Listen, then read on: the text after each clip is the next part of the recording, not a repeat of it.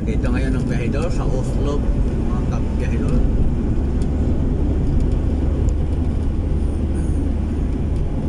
Papunta na tayo ng Negros Oriental, mga kabiyahedor.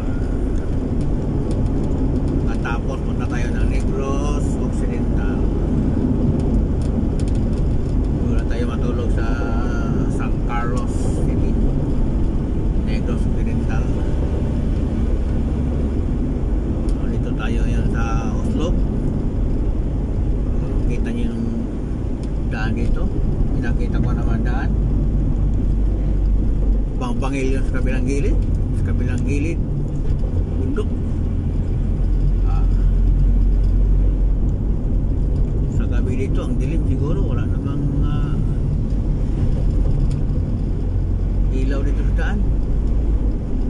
Napakadelikado dito sa gabi, mga kabahedor. Tolin pa yun daan.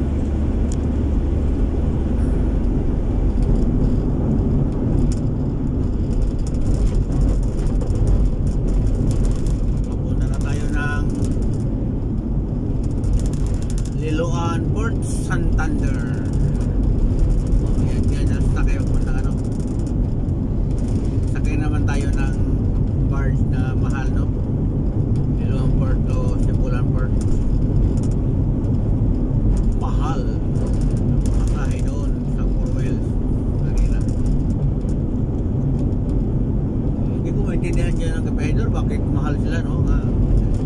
Hindi na naman maabot ng isang oras ng biyahe papunta doon sa Sibulan Negros, no? Samantala doon sa Bacolod to Iloilo 3 oras ang biyahe, 1,000 plus lang ang pamasahe.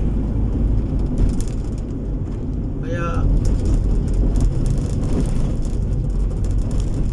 laking kita siguro nila, no, dito. Wala kasi silang mga kakompetensya, mga kabahedor, kaya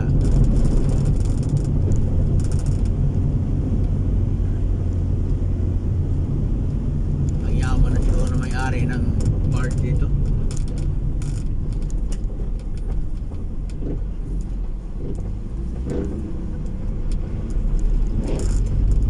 Hirap talaga yung ano, no, yung isang kumpanya lang ang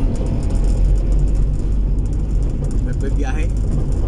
Liloan Santander to Sibulan. Kaya yan, ang mahal ng pamasahe. Sana naman pagpansin niya ng mga government